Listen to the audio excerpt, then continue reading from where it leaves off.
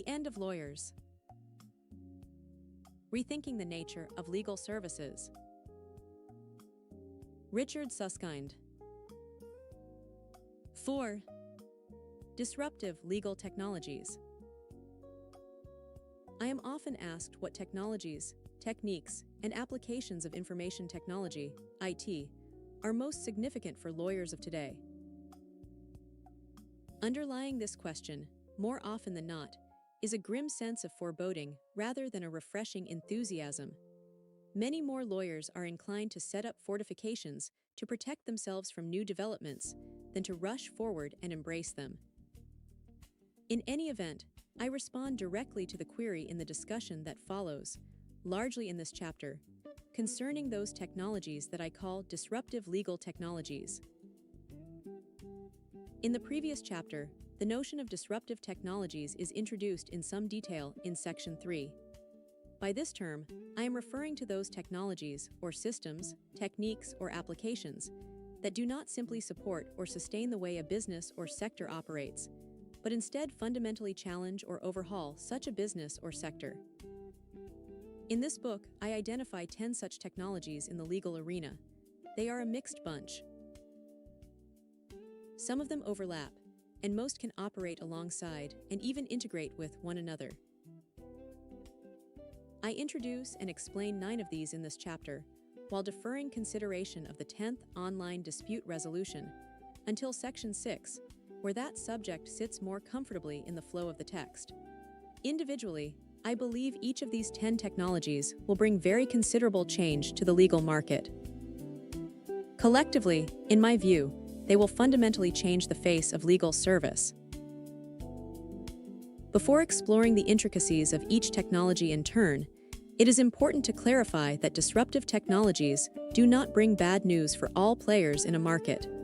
Indeed, one man's disruption may well be another's salvation. In law, technologies that are disruptive for many firms are frequently a breath of fresh air, if not a revitalizing gust, for the client.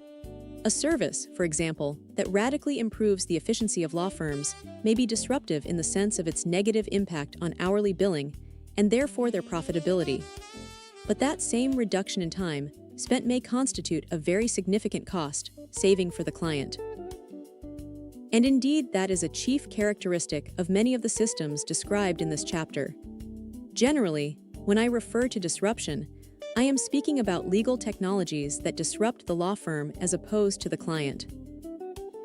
Even then, though, some technologies that, on the face of it, appear to disrupt law firms are precisely those that can be embraced by innovative legal businesses, by those who believe that the best way to capture a larger share of future markets is to step forward and deliver solutions or services that no one else is providing. While these may appear to give rise to less income and profitability than the old ways, the thinking here is that a larger share of the new market, even if the unit charge of services or solutions is less, will in the end be more commercially beneficial than hanging on to an ever smaller slice of the old markets. Moreover, there is anecdotal evidence to suggest that clients will welcome more warmly those firms that seek to innovate, and in turn, they will pass more work along to those bolder firms. 4. Automated document assembly. Automated document assembly systems, also known as document generation systems, operate as their names suggest. A user wants a specific type of document, for example a lease or an employment contract. He or she answers a series of relevant questions, and as if by magic, out pops a relatively polished and customized first draft. A lot of early work in this field was devoted to systems that would generate wills. Users were asked about their financial affairs and their testamentary preferences. Their responses caused various chunks of text to appear in what emerged as a serviceable draft, not as good as might be drafted by the finest of legal practitioners, but much better than the document the average layperson would throw together if unassisted. Inside, these systems have stores of document templates, or parts of templates, which have previously been set up by legal specialists. The templates are fixed portions of text, together with precise instructions as to when given extracts should be used. The body of instructions is like a very large decision tree. Driven by the user's input, the system will automatically generate a document that is based on the system's knowledge of how its standard text should be used. The potential for automated document assembly is often more readily acknowledged by non-lawyers than by lawyers. When I chat with senior business people explaining my work, I often use document assembly as an example. In a revealing sense, they are often deeply unimpressed. They quickly accept that the main output of lawyers is documentation of one kind or another.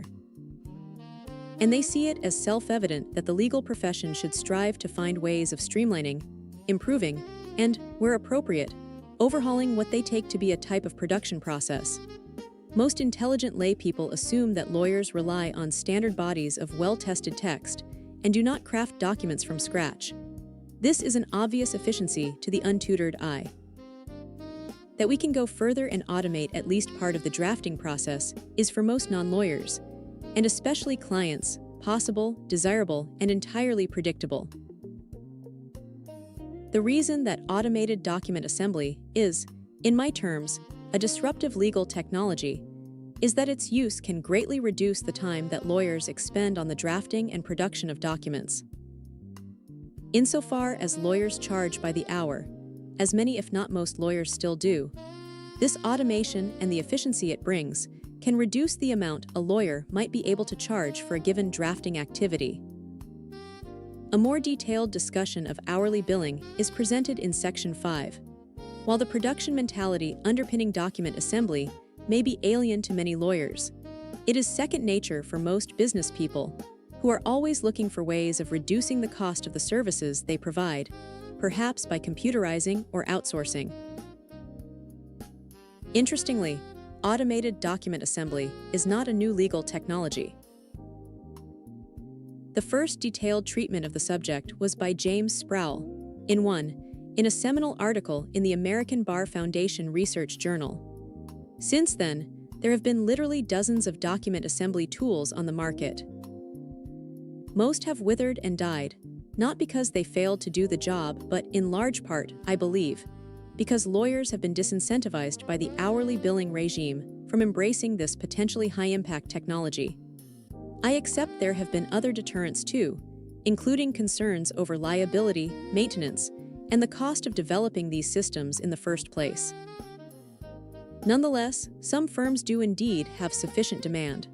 One of the best and earliest case studies here is NewChange Documents, an automated document assembly solution developed by the banking and finance lawyers at Allen & Overy. Launched in 2002, this is an internal productivity tool that enabled the firm to produce and amend certain complex loan documents far more quickly than before, and crucially at the time, much more swiftly than the firm's rivals. In so doing, the firm secured advantage over its competitors for whom, in consequence, this new technology was disruptive. One additional, interesting aspect of NewChange was that, as part of the project, Allen & Overy re-engineered its standard loan documents so that they would fit together in Lego-like modules, ideally suited to the imposition of it. In the past, many lawyers had attempted, unsuccessfully, to graft this technology onto large bodies of ill-suited templates with countless internal cross-references. It may well be, however, that it is by fundamentally rewriting the underlying materials that very large-scale document assembly can be made to work best. The issue of scale leads to the question of costs. It is true that many lawyers who have experimented with document assembly have found the cost of developing these systems to be prohibitive and have concluded that very few, if any, document drafting jobs within their firms have been sufficiently high value or high volume to justify the outlay. This often leads lawyers to claim that only the very largest of firms can afford these systems. Insofar as this is true, here is an area where external investment in law firms, in the form of private equity, for example, may be useful. But in any event, this line of argument is less compelling today, when these document assembly systems can be packaged and delivered across the internet for use by many clients. Pre-internet business thinking saw document assembly systems as internal efficiency tools mainly for law firms.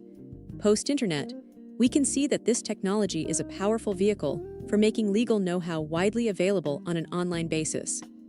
In early 2, Linklaters led the way in this direction, as the first major law firm to offer an online automatic document drafting service for clients. This was Term Sheet Generator, part of the firm's Blue Flag suite of online legal services, developed by the firm's banking practice and launched after the conduct of a successful pilot with clients. It enabled banks, after completing online questionnaires, to generate polished term sheets automatically, speeding up this process, it was said, from hours to minutes. Term sheets are documents that summarize the terms and conditions upon which banks are willing to provide finance. They are generally drafted by banks. Accordingly, the system did not automate a task undertaken by Linklaters. Instead, to adapt the old logger advert, the system enabled the firm to reach parts of its clients that other firms could not.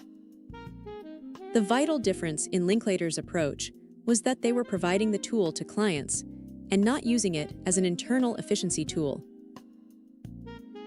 Linklaters were not to be alone in carving out new opportunities in this way. Eversheds, an innovative national law firm in the UK, used a similar approach in setting the pace for the next generation of employment lawyers. The firm's highly regarded employment team developed an online service that automated the process of drafting employment documents. The system was web-based and was designed for human resource professionals in large organizations. They logged on, filled out simple questionnaires, stroked a key or two, and the tool automatically generated reliable service contracts, terms and conditions of employment, compromise agreements, staff handbooks, and other policy documentation. This was not a generic, vanilla-flavored employment offering, but was tailored by the firm so as to contain client-specific materials and standard forms. This mass-customized, see Section 2, service had the attraction for clients of being quicker, cheaper, and often more reliable than the alternatives, namely, drafting legal documents manually or paying substantial fees to IT-averse law firms. Document assembly development activity has not been confined to law firms. The potential was even recognized by the judiciary. In 2 retired judges in the UK launched an internet startup company. It provided an innovative service for lawyers who wanted to submit documents to court that contained judicially approved wording. The initial service was based on 3 document generation systems that were already used by many English judges. Instead of creating these directions and orders afresh each time on a blank canvas, these judges entered a modest amount of key information about a case, and the system then automatically generated appropriate documents, filled with standard text that was carefully drafted for regular reuse. The first documents that were automated in this way were civil directions, ancillary relief directions, and orders under the Children Act 1. Although barristers and solicitors were enthused when they first saw the judicial systems, the potential for such systems, both for judges and court users, remains largely underexploited, mainly due, I believe, to a lack of government funding. In-house lawyers have also become interested. In 2, Microsoft embraced automated document assembly for its own internal use. After a successful pilot, its Legal and Corporate Affairs Department in Redmond in the US settled on document assembly technology for the production of the vast range of the corporation's end-user software license agreements. Master contracts for each product were drafted in Word, converted into templates so that Microsoft lawyers were able to generate appropriate agreements, allowing for variations in language and governing law. Innumerable other companies could similarly use document assembly techniques to automate their standard documentation. Above all, perhaps, here is a vital legal risk management tool, one that controls the content of the documents. However, most in-house legal departments claim that they lack the internal resources to develop such systems. In that event, who is best placed to build them? Law firms may be thought to be the prime candidates here, but this possibility separates the staid from the entrepreneurial. The former say that they are lawyers and not publishers, while the latter will recognize a commercial opportunity to package their knowledge and expertise in a novel way, and so meet their clients' needs in a new and innovative manner. Meanwhile, legal publishers did indeed enter the fray. the innovative and widely respected Practical Lawyer Company, PLC, have started to develop off-the-shelf automated document systems for common transactions. These systems confirm, as I note, what many non-lawyers have thought for years, that the production of legal documents in standard, unexceptional circumstances should surely be systematized. The PLC approach is this. They provide most of the system development resource, but collaborate with law firms and in-house legal departments, giving these lawyers a cut-price finished product whose content they have had the chance to influence.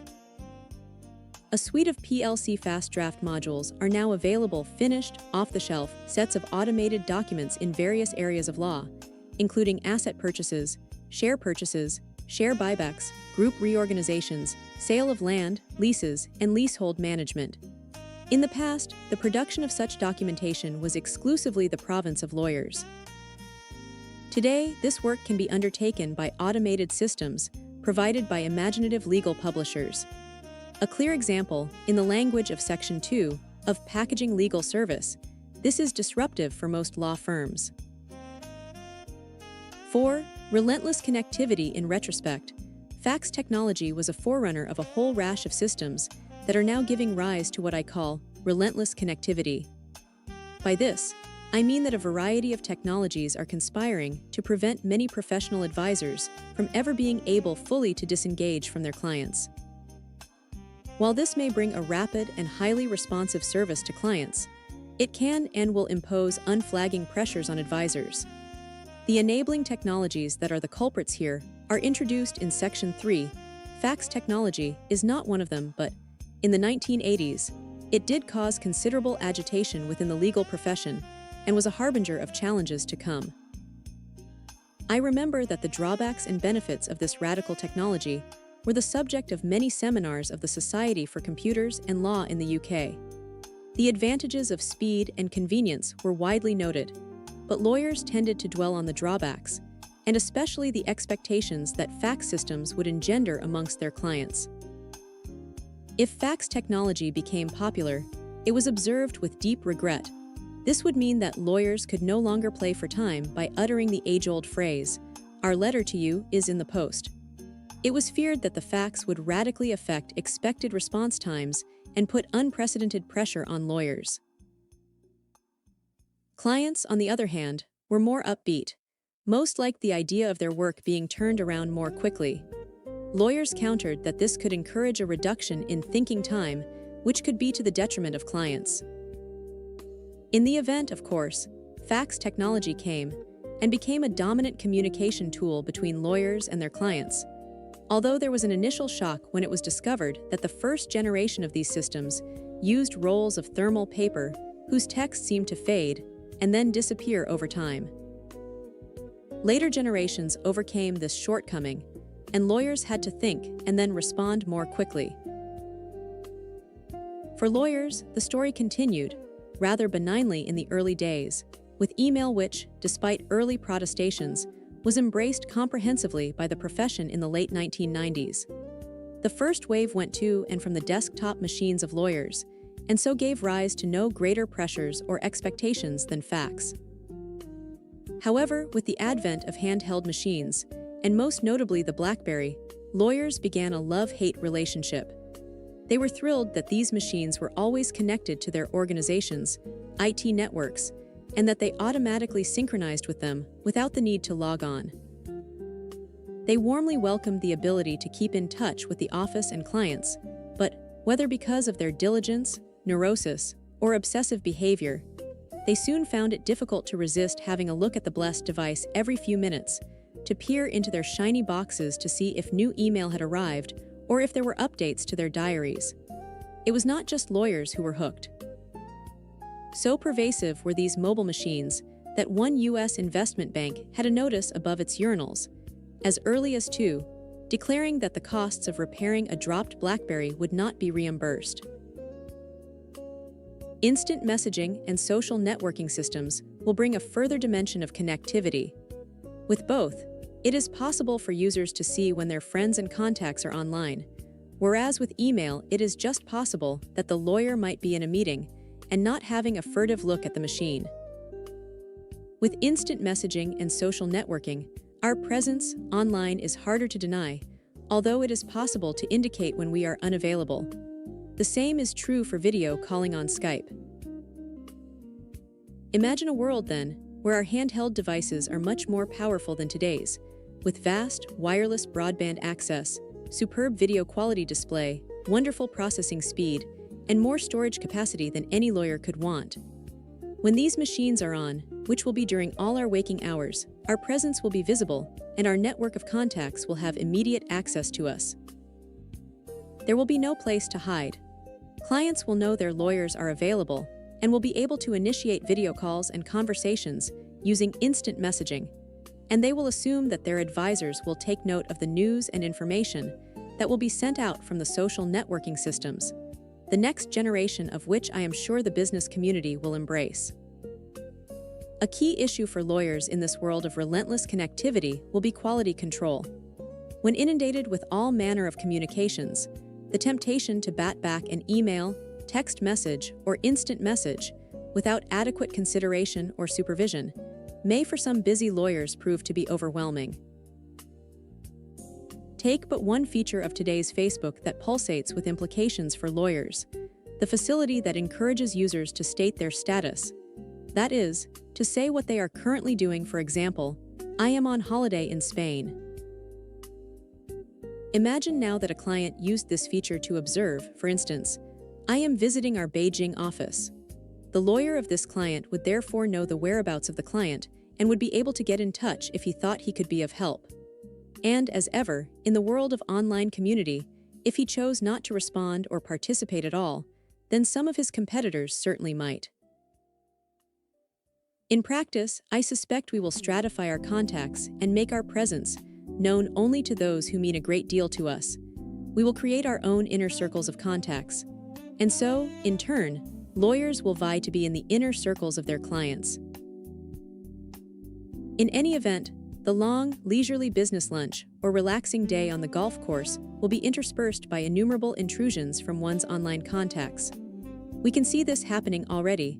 Mobile phones lie unashamedly next to knives and forks, while golfers keep their PDAs holstered and ready for action, the only concession being a switch flicked from full sound to vibrate.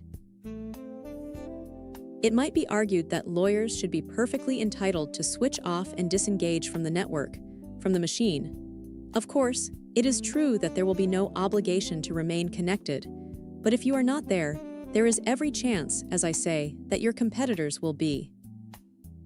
The astute lawyer of tomorrow, even if grudgingly, will want to have more or less full-time presence, day and night, on the network, to ensure that any queries from clients will be addressed by their firm rather than another. Accordingly, law firms will need to put in place practices and processes that ensure 24-hour-a-day availability of some form of client contact. In the future, the winners in the legal world may succeed by dint of survival of the most responsive. Dov Seidman, the chairman and founder of LRN, is surely correct when he says that we will never become less connected. What we see and can foresee today is but a glimpse of the connectivity of tomorrow. Generally, I find myself excited and enthused by emerging technologies and their impact. The relentless connectivity that I describe here, however, sometimes looms as a dystopian shadow over our lives that consumes me with an undeniable sense of apprehension. The pace and pressure may well be oppressive. These communication technologies are disruptive, therefore, not so much in challenging our prevailing business models, but in the way in which they will intrude in our lives as human beings who generally expect and cherish some genuine leisure time. On the other hand, for the net generation, this level of connectedness will be normal. For them, the reverse might seem bizarre. 4. The electronic legal marketplace, the internet, has transformed the way we buy and sell in at least 4 ways. First, most obviously and commonly, many of us buy goods online, such as books, supermarket provisions, music, airline tickets, and so on. Second, and generally through eBay, many people auction goods online, from small household items through to motor cars and beyond. Third, it is increasingly common practice for purchasers who intend to buy in the conventional way, from physical shops and showrooms, to explore prices online and to determine the lowest, often with the help of price comparison sites. Users electronically window shop around for good deals on, for example, cars, insurance, and electrical equipment. Fourth, buyers and prospective buyers can benefit from the experience of past purchasers. In growing numbers, buyers leave comments on websites, indicating their level of satisfaction or grading the service they have received. While some sites automatically and helpfully let users know that previous purchasers of given products also bought other specified items, if you enjoyed S, you may well like Y. In the past, the application of the legal maxim, caveat emptor, let the buyer beware, often seemed rather harsh on the naive customer, because information about goods and products was not easy to pin down. Today, there is little excuse for naivety. A trip to the web invariably unearths insights from like-minded consumers. So far, the impact of the internet on trading and exchanging has been much greater in the world of goods than that of services. However, we are increasingly seeing a shift in consumer behavior here, so that suitable service providers, doctors, insurance brokers, plumbers, and many more are frequently being identified, evaluated, and selected via the internet. This should lead the broad-minded lawyer, quite naturally, to ponder the eventuality that, in due course, legal services might similarly be secured on an online basis. I am not speaking, for now, about paying for the actual delivery of legal advice or guidance or documents through online services. My focus at this stage is on selecting legal service providers and procuring legal service with the support of various online utilities. Why not conduct auctions when selecting lawyers, or set up online price comparison systems for legal service? And why not build up reputation systems, collections of insights from clients about their satisfaction with legal work undertaken for them? In short, why do we not create an electronic legal marketplace, a virtual location, where clients can go to find and select their legal advisors in an informed manner? Soon we will. We should take a step back and remind ourselves of the ways in which lawyers are selected today. Ordinarily, the seasoned buyer of legal services, an in-house lawyer, for example, is familiar for many areas of legal work, with a range of law firms which are sufficiently experienced to take on any particular job.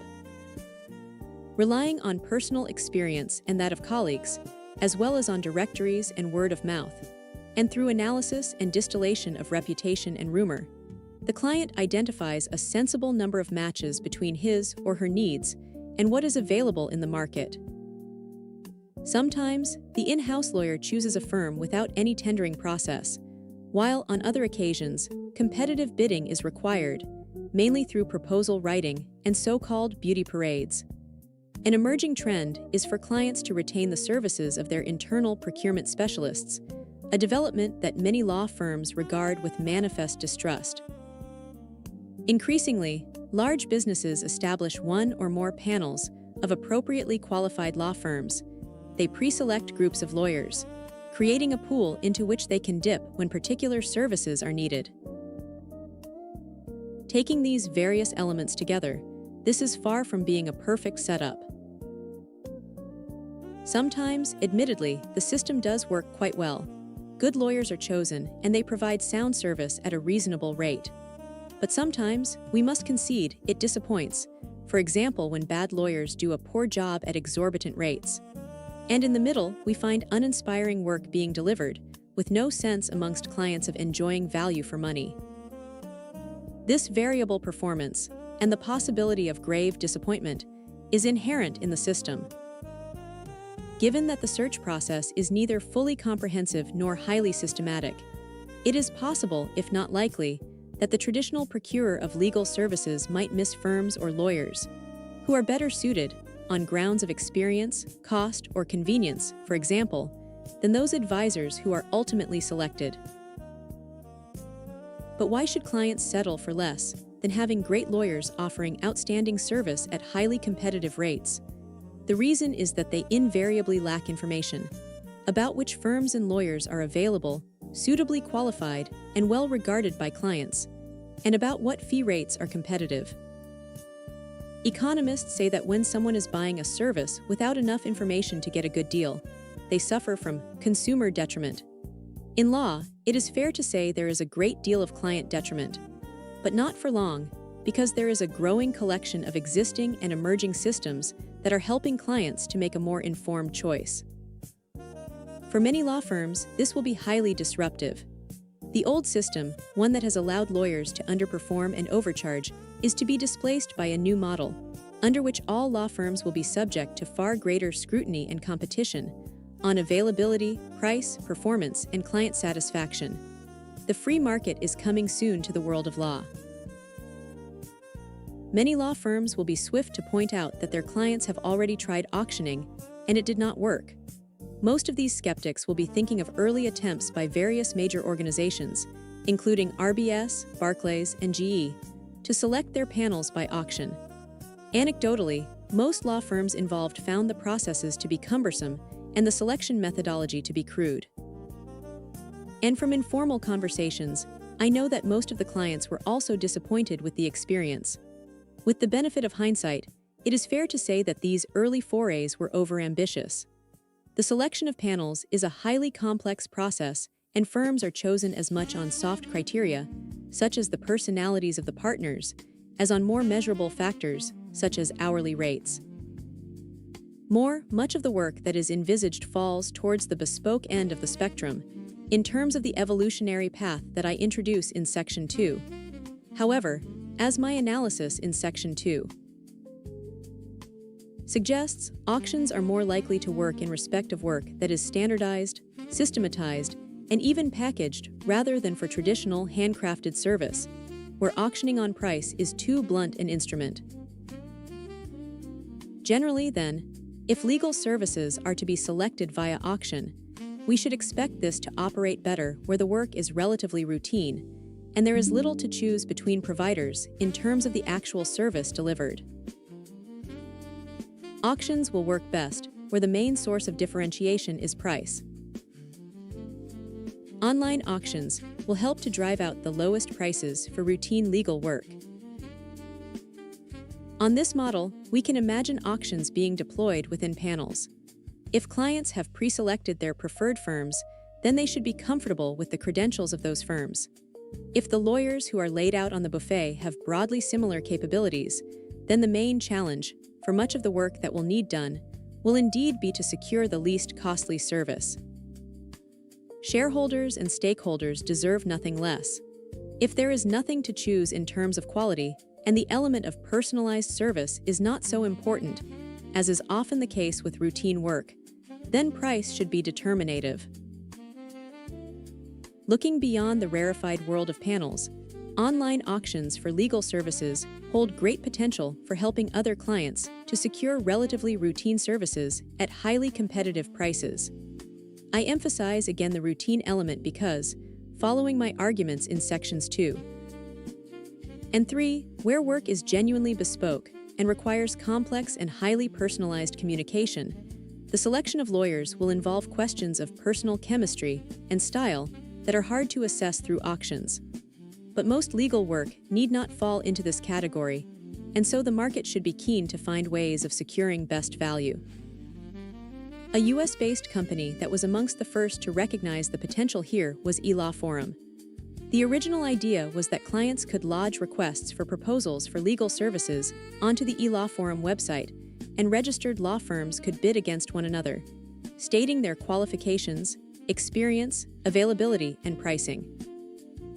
eLaw Forum was an early example of what I termed, in transforming the law, legal infomediaries, internet-based services that will help clients to select legal advisors.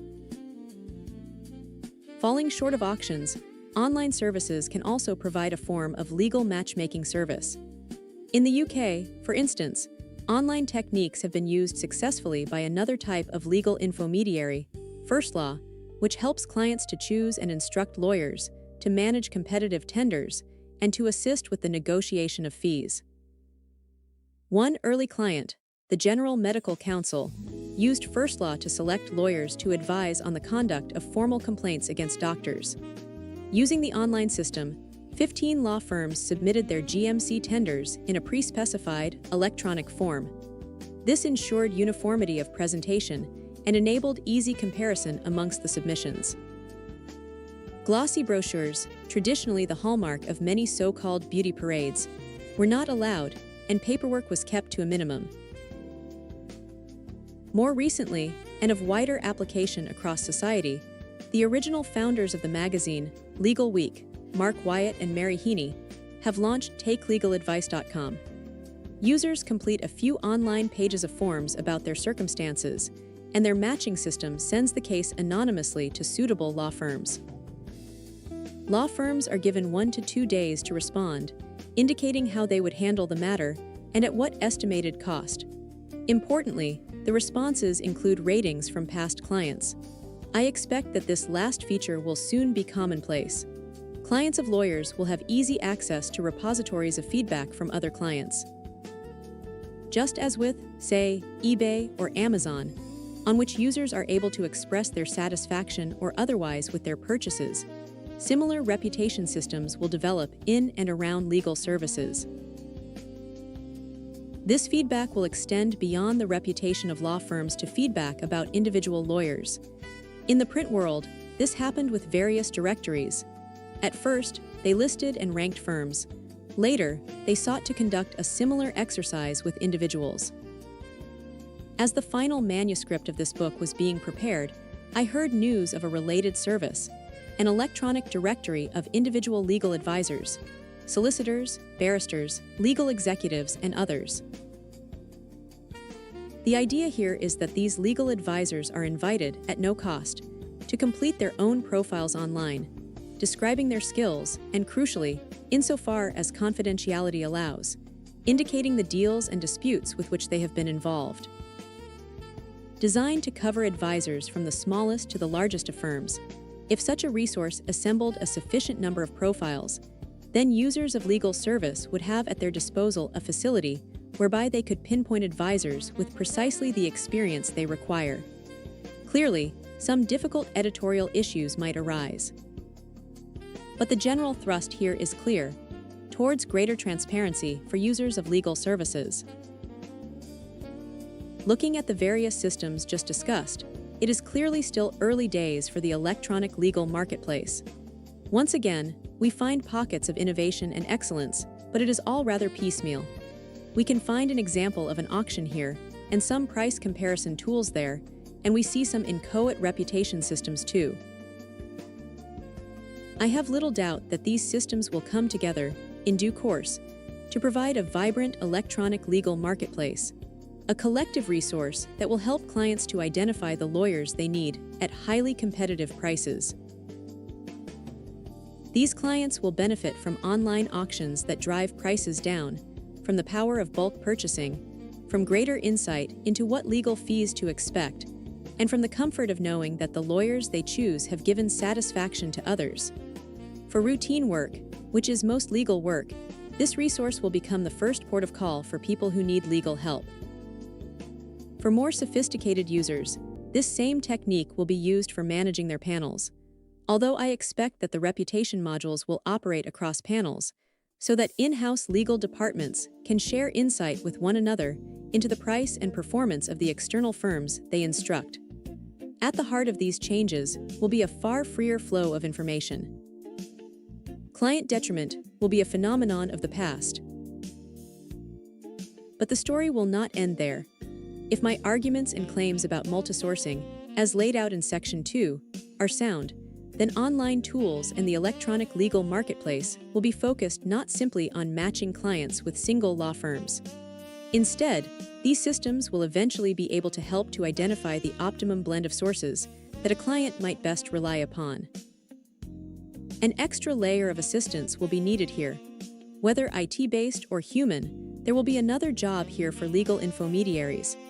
They will supplement the electronic legal marketplace, as described above, by helping clients to understand the nature and scope of their legal problems, and by decomposing the work needing to be done into separate tasks. In turn, these systems will support the identification of the most suitable source for each. On this model, it will be possible for a system or service to advise, for example, that a given client's circumstances might most cost-effectively be handled by, say, a blend of online guidance, outsourced legal research, and conventional law firm input, suggesting perhaps that there is a firm in Birmingham who have 2 highly ranked lawyers who are available this week to do the work at a fixed cost of £250. The electronic legal marketplace will therefore support the multi-sourcing of mass-customized legal service, characterized by greater choice, increased confidence, tailored, but not bespoke, solutions, better service, and lower costs. For e-learning, in its various shades and forms, will have a cumulatively disruptive effect on the legal profession.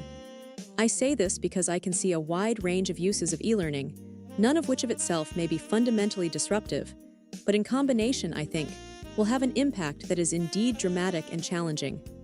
Sadly, the term e-learning is rather unhelpful. For many lawyers, it suggests a new IT-based tool for training and for training alone. For many training professionals, it refers to the use of webcasting techniques in the provision of training. Both views are too restricted. The techniques normally associated with e-learning, the use of multimedia techniques to deliver presentations via a video-based talking head and accompanying slides, have far broader application than training.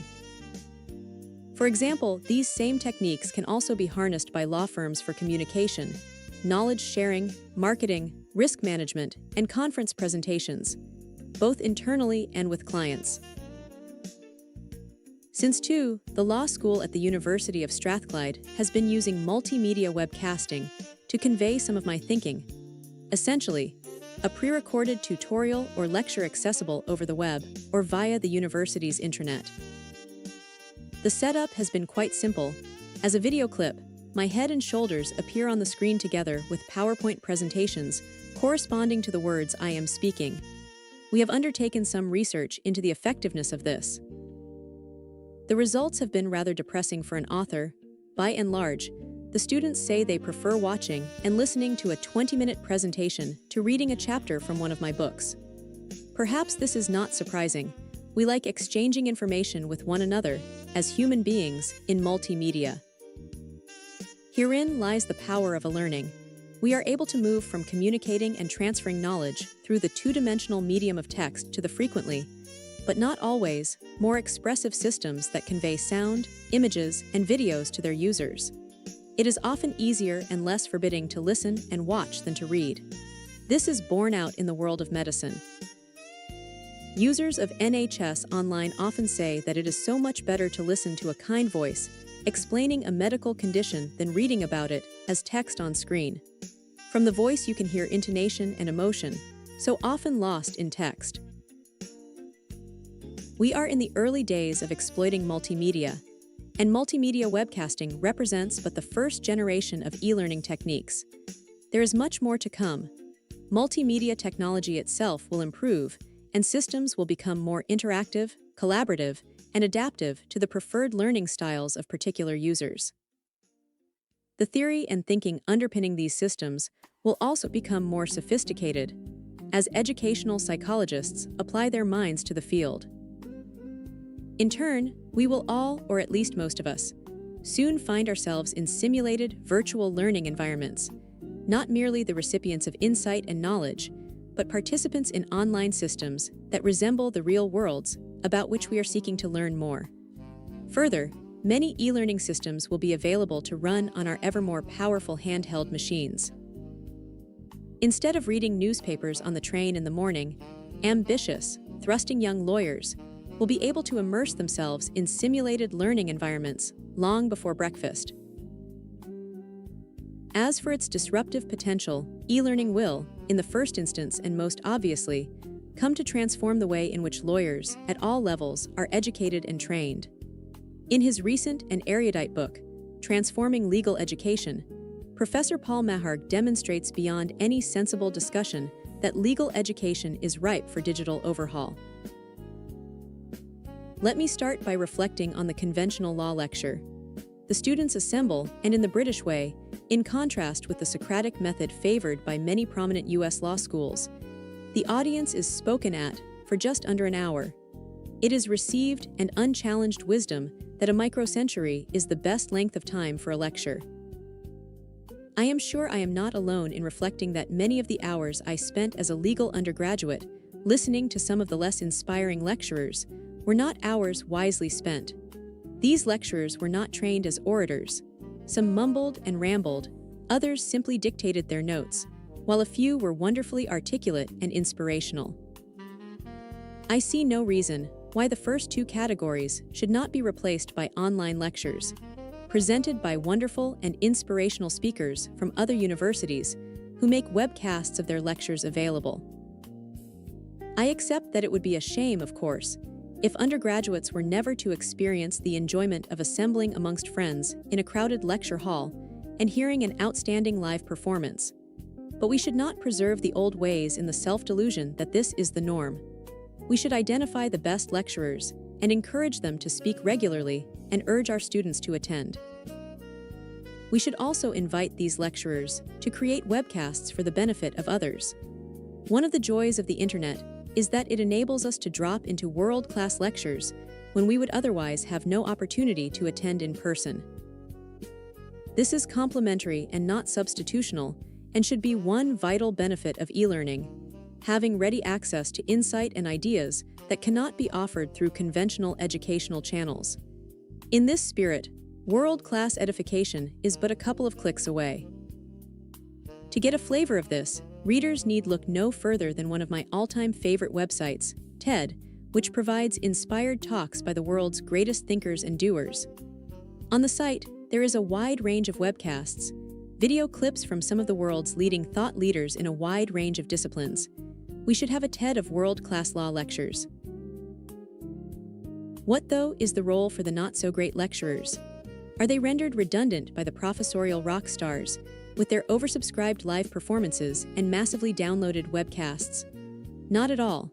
I believe that the rest should move steadily from being the law lecturer who acts as the sage on the stage to being a teacher or coach who plays more of a counseling and tutoring role. Much in the way that the universities of Oxford and Cambridge have conducted small tutorials since the 19th century, the emerging role for the law teacher, I suggest, should be that of the guide on the side, building on the lectures that students have generally attended virtually.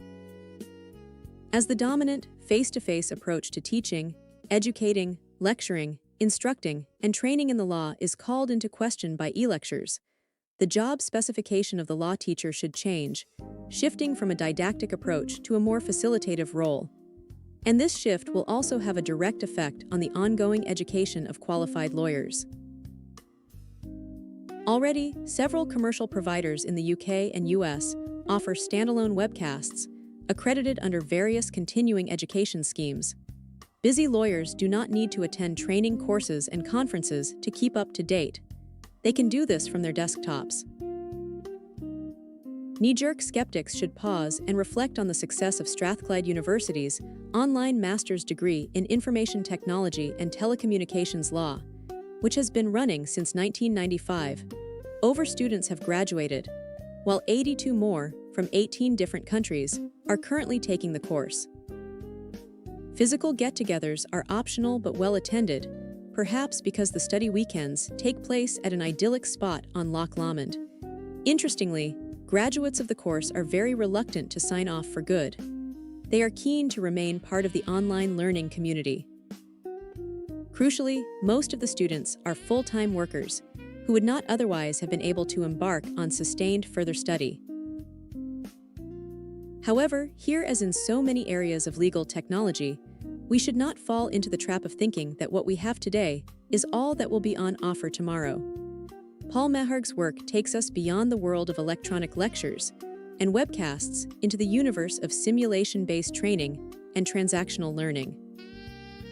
Based on his practical experience of using these methods, he compellingly argues that online simulations will enable students actually to engage in legal transactions, to experience the running of a legal practice, to be assessed reliably, to engage in collaborative learning, and in turn, to change, quite fundamentally, what and how they learn. He has used these techniques extensively in the Scottish Diploma in Legal Practice, And most dramatically, he has designed a fictional town, Arguelles, in which students play the part of solicitors in virtual law firms and are provided, amongst many other facilities, with characters, institutions, professional networks with whom they can communicate, virtual offices in which they can work, simulations of actual legal transactions, and a remarkable collection of resources that lend authenticity to the environment, including newspaper clippings, photographs, wills, bank books, and advertisements. A full history of Arguelles has been written, adding still further to the sense of reality that the designers have been at pains to create. Very crudely, this simulated learning environment is akin to Second Life for law students, although it is not 3D. Once again, the potential for e-learning in this broader sense extends well beyond law schools. Using techniques and technologies not unlike Paul Maharg's, I have little doubt that trainee solicitors will serve as much of their apprenticeship by immersing themselves in simulated learning environments as they will by sitting alongside more senior lawyers. In this way, not only will they be exposed to a richer and more stimulating range of training experiences, but they will avoid the drudgery and repetition of traditional trainees' work. It is often rationalized that this groundwork is a vital educational stepping stone for the aspiring lawyer. I wonder, this may justify the same legal work being conducted a few times, but not 20 or 30. The training of novice lawyers sets me off on a detour that raises much wider issues of concern in this book. One question over which I agonized, in the future of law, was this: if some legal services and processes are substantially displaced or substituted by smart systems, does this not mean that junior lawyers will lose the traditional way of learning their trade? It is surely true that many trainees learn about areas of legal practice by drafting routine documents, for example, perhaps by using some standard template or precedent. If that process and many similar routine tasks were automated and so not undertaken by the trainee, how would the young, aspiring lawyer build up experience? Does this mean the end of what remains, essentially, an apprenticeship system?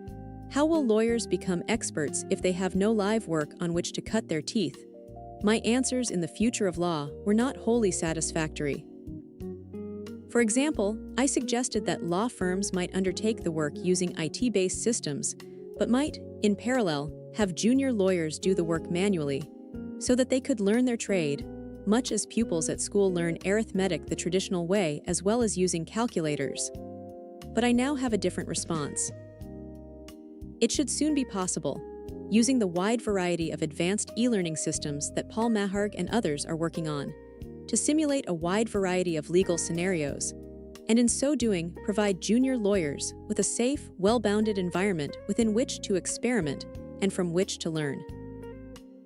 They might learn their trade in a virtual, simulated legal environment, which may even offer richer insights into the range of possible challenges than the piecemeal traineeships of the real world. Shifting emphasis, I turn now to e-learning as a disruptor, I believe, of the traditional distinction in most law firms between training and know-how. I like to refer to legal training as just-in-case knowledge.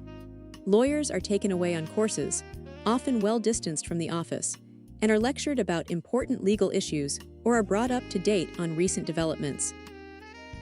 The knowledge imparted in this way is just in case, in the sense that it provides them with insight, just in case they should need this in the future. All too often, however, when that knowledge is actually needed in practice, often many months later, the knowledge that was meant to have been transferred has long since been forgotten, and the relevant conference folders containing the nuggets of expertise have been archived or binned. Contrast this with know-how that is available via lawyers' machines. I like to think of this as just-in-time, knowledge, legal insight that is at the fingertips of lawyers, delivered electronically, and easy to assimilate and apply. Rather than hearing an in-house or external expert in full flow in person at the training session, a presentation might instead be captured as a webcast and made available at the touch of a button. Most junior lawyers with whom I meet would prefer to watch a short presentation by a leading specialist, along with some PowerPoint slides, then plow through a 5-page practice note, when immersing themselves in an area with which they are unfamiliar. Training and know-how are two sides of the same knowledge coin. The content can be very similar, but the mechanisms for delivery differ radically. In practical terms, it makes sense, as often as possible, to capture live training presentations and make them available on a firm's intranet. Training materials thus become a form of know-how. Similarly, some electronically held presentations can also be used when conventional training sessions are convened. Given this likely convergence, in organizational terms, of training and know-how, I always strongly recommend that training and know-how functions are brought together. Fundamental changes follow. Much conventional training becomes unnecessary because the content can be delivered in electronic form, while traditional paper-based methods of know-how begin to look rather antiquated. On balance, e-learning will be disruptive of conventional legal training, but it will be beneficial to lawyers' traditional know-how systems. In relation to the latter, e-learning brings a set of new IT-based techniques that can undoubtedly support the transfer of know-how, insight, and expertise. It thus extends beyond distance learning and online training into the topical, and yet substantially unfulfilled discipline of knowledge management, which purports to provide techniques for capturing, sharing, and reusing knowledge within organizations. To date, most lawyers have been disappointed with their knowledge systems, which have often been no more than large, inaccessible electronic storerooms of documents. The next generation, underpinned by e-learning techniques, may bring much greater satisfaction. Returning to training, I know it can be objected that the purpose of many training sessions is not simply to transfer knowledge, but also to allow participants to network, engage, and chat with one another. If this is the case, and this is thought to be important, then we might still bring people together at off-sites.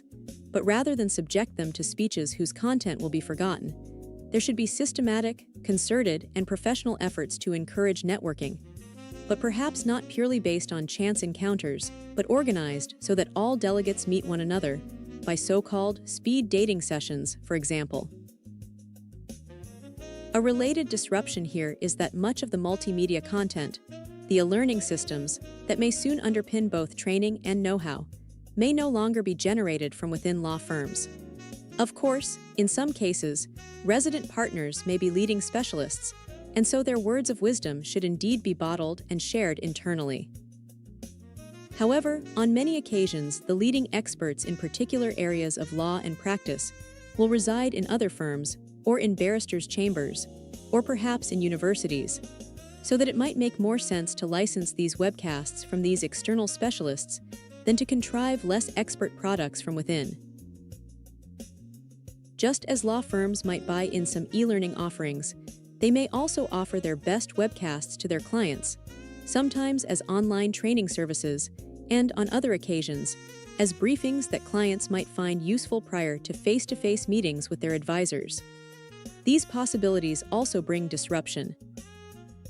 In relation to online training for clients, firms will understandably be nervous that they will lose the opportunity to have the face-to-face contact with clients that training sessions often afford. Traditionally, a prime motivation behind conventional training for clients, whether or not a charge is levied, is not edification for its own sake, but to provide an opportunity to demonstrate expertise to clients and to impress upon them their indispensability. The disruptive element of online client briefings is that they display sessions that formerly were face-to-face and could generate fees. Again, while the client may find it more convenient to be pre-briefed electronically, and to save money in so doing, the law firm will lose the opportunity to charge for its services. There is a final application of e-learning that I consider to be disruptive, but in a more oblique fashion. The context here is that of legal risk management. This is the discipline, more fully discussed in Section 6, that most general counsel say is central to their working lives. Rather than firefighting, they say they are or ought to be in the business of avoiding, rather than resolving legal disputes. With this in mind, one challenge that the legal world faces is to inject legal insight and appreciation earlier in the life cycle of clients' affairs. A little legal insight early on can prevent the need for mammoth legal involvement at a later stage. One way of infusing legal insight in an organization is to increase the general level of legal awareness throughout, so that non-lawyers, without lawyers at their shoulders, are able to recognize potential legal pitfalls, when in the past they might have fallen in. One way of providing this training is to use e-learning techniques. Complex legal issues can be presented in user-friendly multimedia format, using memorable graphics, case studies, and anecdotes, thus sensitizing employees to crucial legal issues. While a small number of law firms have recognized the potential here and have developed some applications, in areas such as competition law, the majority of e-learning packages to support legal risk management are being developed and delivered by third parties.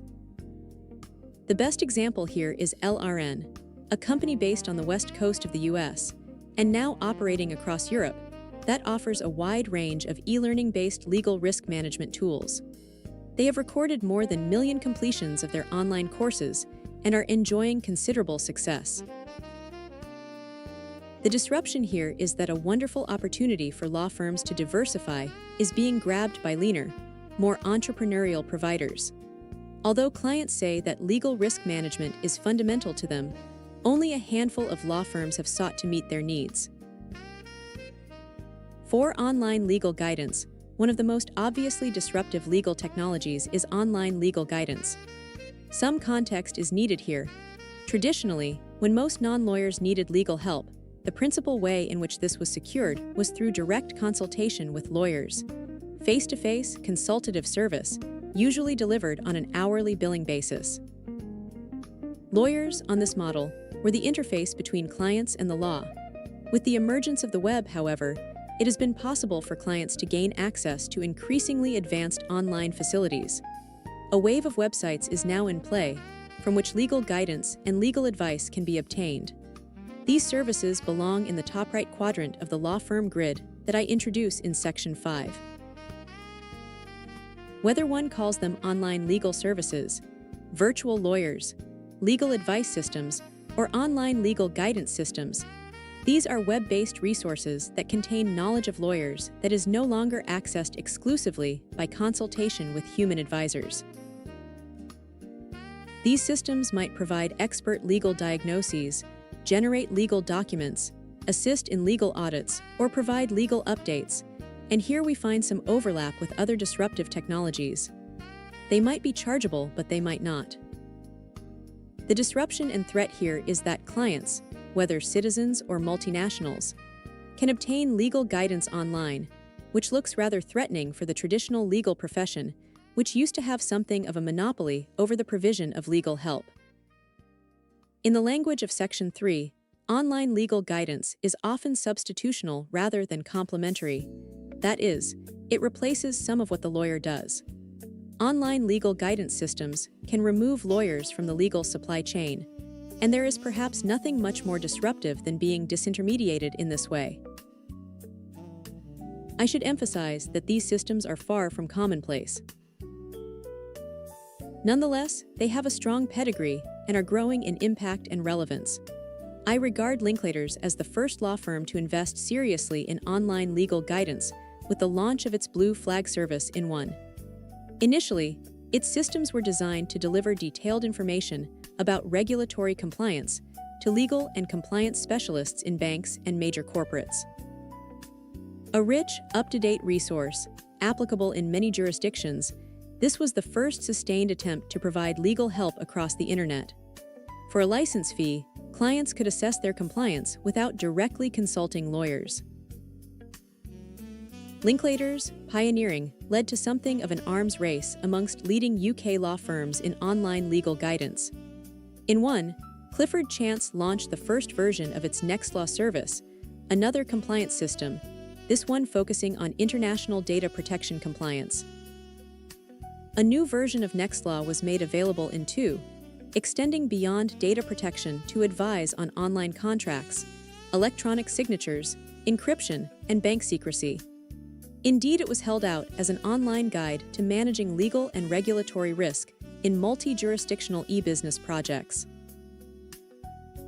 Since then, Linklaters and Clifford Chance have extended their online services beyond compliance to e-learning, document automation, and updating services.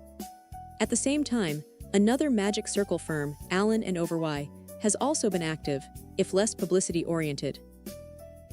Their main investment has been in online systems to support clients working in the world of derivatives. Netalytics and CS Analytics help to assess risks relating to activities under standard international swaps and derivatives association documentation, while CDS Deliverability offers guidance on the likely deliverability of frequently traded obligations into credit default swaps. Investment by UK law firms in online legal guidance has not been confined to the largest international firms based in London. National law firm Mills & Reeve, for example, has created an online legal service relating to healthcare. This Healthcare Resource Center is targeted at lawyers and managers working in the NHS. Free to the firm's clients, the website provides accessible legal briefings on a wide range of topics, including mental health, judicial review, governance, employment, and patients, including consent. Faced with problems in these areas, clients can read up-to-date summaries of the relevant legal issues and will thus be able to come to their lawyers much better informed. Traditional solicitors may argue that this is giving away the firm's family silver, but the reality is that the internet has created a new medium for delivering background guidance, so that legal information for which firms were able to charge handsomely in the past has now become an online commodity of sorts. Another reality is that clients who benefit from such services are surely more likely to instruct the law firms that provide them. Yesterday's chargeable information services, formerly packaged as advice, are today's online marketing materials. Many lawyers say to me that these systems can only really be developed by large law firms, that they are beyond the pockets of smaller legal businesses.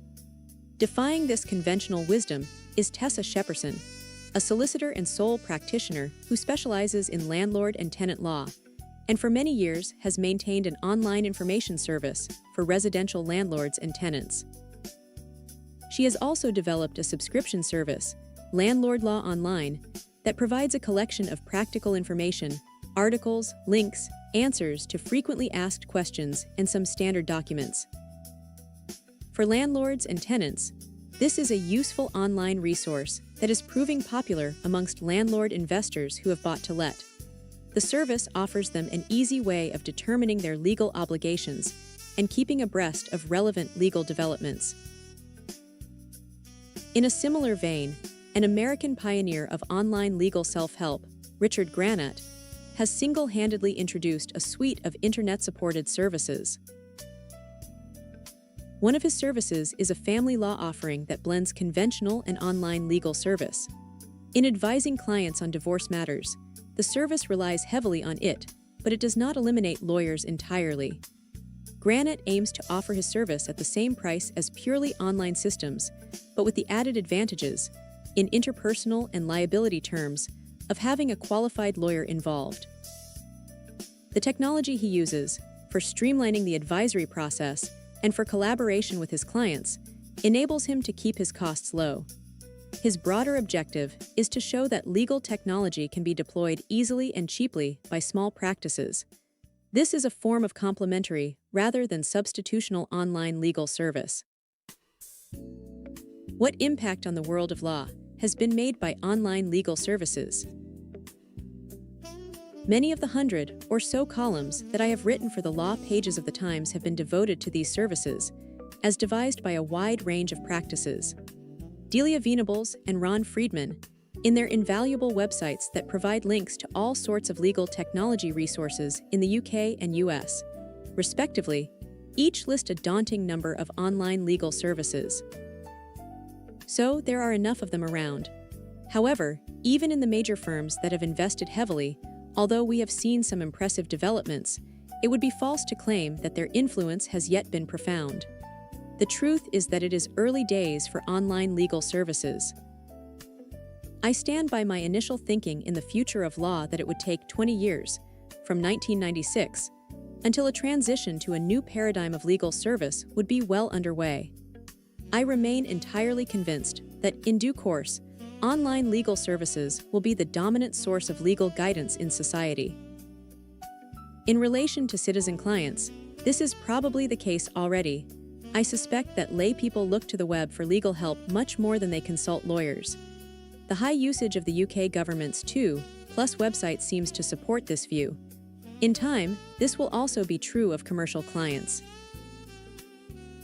In any event, when I discuss online legal guidance, in its various manifestations with law firms, I often find myself on the receiving end of a barrage of strident objections. We should not give away our crown jewels. We are not publishers. We only work at the high end. No online system could be as good as a good human lawyer. This applies to areas of work that other firms do but not to ours. Clients want a professional and not some IT-based service. We do not have the time to develop such systems. Knowledge should only be shared internally. Online service is only for the huge firms. This is just a fancy tool for marketing. This is contrary to the spirit of professional service. My clients don't want this. It is not yet time for such systems. And so on. In transforming the law, I have, I believe, offered convincing responses to each of these objections. For now, it suffices to note that the spread of these reactions and the strength of feeling confirm that online legal guidance is indeed disruptive. I am reminded in this connection of a wonderful story about Albert Einstein. When told of the proposed publication of a book, 100 authors against Einstein, he replied, "Why one? If I were wrong, one would have been enough." Turning away from the doubters to firms that are interested in actually embracing this technology, to those who see this as potentially differentiating rather than disruptive, I have some advice. I have identified 3 keys to success when it comes to making money from online legal guidance. First, for an online legal service to generate serious revenue, its use must actually add substantive value to clients. Unless clients think extremely highly of the systems and would be near panic-stricken at the prospect of their withdrawal, then there is little chance they will actually pay for them. Second, the systems must not be easily replicable or competitors can easily mimic their development. And, as explained in Section 2, the prices of rival online legal services will tend rapidly towards zero. They will become commoditized in the sense that I explain. Third, for law firms to charge for online legal services, it must not be perceived that these systems are internal systems that are simply being recycled for clients' use. In that event, clients may feel cheated and will argue that such services are a natural but non-chargeable extension of the services traditionally being provided. There is a contrast here with non-clients, to whom such recycled applications can indeed plausibly be sold. For legal open sourcing, when discussing online legal service in the previous section, I claimed that nothing can perhaps be much more disruptive for a lawyer than being disintermediated. This claim needs to be qualified. In relation to online legal service, users often pay to access and use these systems, so that while lawyers may no longer be directly involved in the dispensing of guidance, they are effectively licensing their expertise and are still, as I like to say, making money while they sleep. I accept that, so far, the revenue generated by such systems has nowhere near matched the amounts garnered through conventional service. But some revenue is better than none at all. What is far more threatening and disruptive is when lawyers are disintermediated, and what is put in their place is not theirs, and is not yielding them any fees. This is what I predict will happen in many areas of law with the advent of legal open sourcing and of closed legal communities. These topics, respectively, are the subject of this and the following sections. Let me recap on the open source movement, whose terminology and spirit I broadly rely upon when I speak of legal open sourcing. Also see Section 3. The origins of this movement lie in the world of software development. For lawyers who are immediately inclined to skip this section, because programming is nothing like legal practice, I invite you to stay with me. There is, in fact, a fair tradition, in the world of artificial intelligence, AI, and law, of holding that legal drafting and computer programming have much in common, so that lawyers may have something to learn from the experience of software engineers. Even if this is not accepted, the roots of the open source movement in software do not prejudice what I have to say about the potential for legal open sourcing. Open source software is simply the most powerful example of the open source phenomenon, a phenomenon that I expect will directly affect the law and lawyers. In the wealth of networks, Yache Benkler provides us with a useful point of departure. Free software, or open source, is an approach to software development that is based on shared effort on a non-proprietary model. It depends on many individuals contributing to a common project. So, as I explain in Section 3, this is software that is different from conventional code, in that it is generally made available at no cost to users. More, it is not written and organized formally by one company or consortium, but is informally and collaboratively developed by volunteers who toil together on development projects without compensation and without asserting ownership. Many of the systems that are at the heart of the Internet, for example Linux, the most commonly used operating system, are available on an open source basis. This is not a peripheral movement. Its output is pervasive. More than this, as Steven Weber puts it, the open source software process is a real-world, researchable example of a community and knowledge production process that has been fundamentally changed, or created in significant ways, by Internet technology. Crucially, this process, this mass collaboration, has been put into service in other domains, most notably in the creation of the online encyclopedia, Wikipedia, as I discuss in Section 3. This remarkable online encyclopedia has been evolved by a very large group of volunteers whose joint contribution has led to a formidable research resource. And so I ask, why should an analogous knowledge production process, in due course, not be applied to the creation and maintenance of large bodies of legal materials? What I have in mind here is sustained online mass collaboration in the field of law. In the spirit of wikis, those websites that any user can amend and add to, I am anticipating an upsurge in user-generated legal content. If the world's most formidable encyclopedia can be compiled on an open-source basis, and so too with complex and pervasive computer systems, then I see no obvious reason why legal content might not be gathered in a similar way. I am expecting a buildup of public, or community-based, bodies of legal materials. Of course, huge amounts of legal information and guidance are already available online. I concede that much of this guidance falls short of direct implementable legal advice, and it is also fair to say that much of this content does not compete directly, in any event, with the work of many practicing lawyers. These sites are not disruptive for lawyers. While we may be able to point, for example, to two government websites in the UK, many of which provide extremely useful and practical guidance for citizens, little of this impinges on law firms up and down the country. Indeed, this widespread provision of information by public sector bodies is an example of the latent legal market that I mention in Section 1. These websites have not displaced lawyers. Rather, they have offered legal insight and help to many people who otherwise would not generally have sought formal legal help and would have proceeded in life without guidance. They are clearly of greater relevance and assistance to the citizen client as opposed to in-house lawyers. What about the materials law firms already make available on their websites? Are these instances of the legal open sourcing that I am anticipating? I think not. More often than not, when lawyers themselves make information and guidance available on their websites, they do so as a taster for potential clients rather than as a collaboratively generated self-help resource. It is a marketing ploy rather than a disruptive legal service.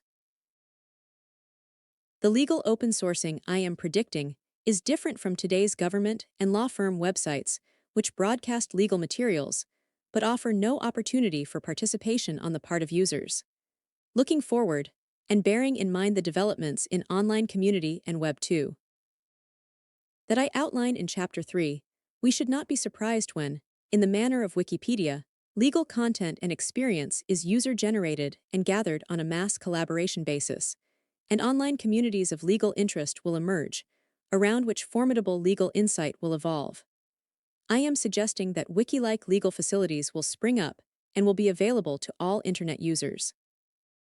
The key to their success will not simply be the capture of ever-growing mountains of legal documents, but the evolution of large repositories of personal experiences of contributors.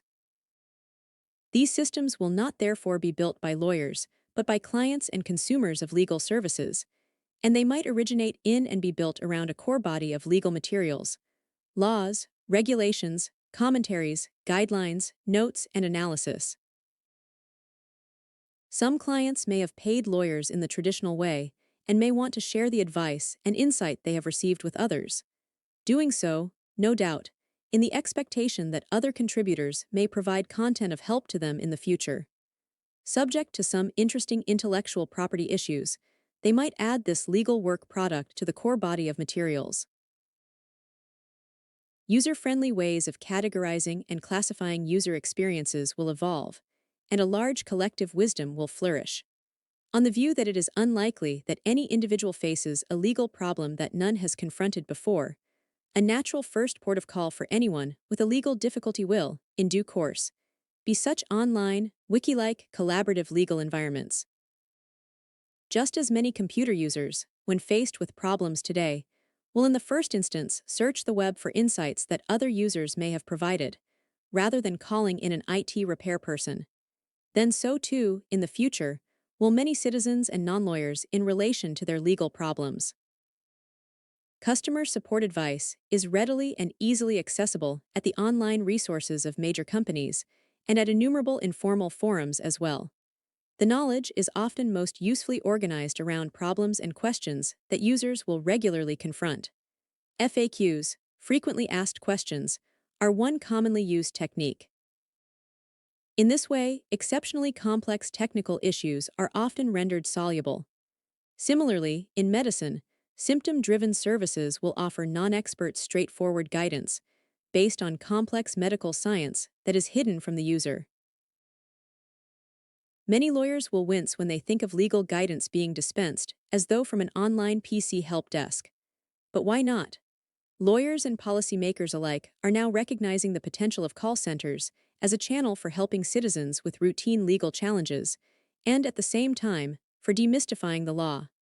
Legal wikis are a further, natural development of this. Another layer of content that might be added into the mix will be derived from publicly available materials that have been submitted to the courts in electronic form. For some time, this has been discussed in the U.S., the repurposing of the full text of briefs, pleadings, affidavits, correspondence, judgments, and expert witness testimony from trial courts around the country. These materials are publicly available and can be captured directly from state and federal courts. Nestled amongst them are often first-rate tracts of work product from respected law firms. How such second-hand legal documents will be refashioned and made useful at no or low cost is, as yet, unclear. Commercial providers say it is already invaluable to have sight of the work product of the best and brightest. All of this could be manifestly disruptive for law firms in that, unlike conventional legal websites, what may soon be made available may compete directly with some of the services ordinarily offered by conventional lawyers. Shockingly for many lawyers, legal open sourcing provides some form of legal support on an entirely non-chargeable basis. While some of this support might belong in my latent legal market, I have little doubt that, in due course, some will displace legal work that was formerly a source of revenue. There may, however, still be some roles for conventional lawyers in this world of legal open sourcing. In the same way that genuine computer specialists, for whatever reason, often contribute today, at no cost, to question and answer sessions and make supporting links and materials available to users, then similarly in law, we can expect that some lawyers themselves will participate and contribute to some extent to these new environments, perhaps as a pro bono offering. Or again, this may be a way of providing early guidance at no cost, in anticipation of receiving instructions if and when work becomes more complex. Legal open sourcing will not always provide the answers that users will want, and the commoditized materials available may well require some refining and tailoring on a bespoke basis. It is also possible that some legal businesses may indeed host such resources and actively help to evolve these communities, in the way that some major computer companies, such as IBM, have publicly embraced open source software. And if legal businesses do not choose to offer such support, we can expect the third sector to engage instead. See Section 7. The social and economic ramifications of legal open sourcing will be profound. When legal materials come to be widely provided on an open source basis, we will begin to see the accumulated legal knowledge not simply as an online commodity, but as what economists refer to as a public good. This means that consumption of the legal resource by one person does not reduce the amount of the resource that is available for consumption by others, and further, that no one can be excluded from using that resource. The notion that legal knowledge might be a public good is disruptive in the extreme. It may well be that conventional legal services, involving one-to-one advice from an expert to a client, often on a face-to-face basis, is a luxury that the overwhelming majority of individuals and organizations will no longer be able or wish to afford.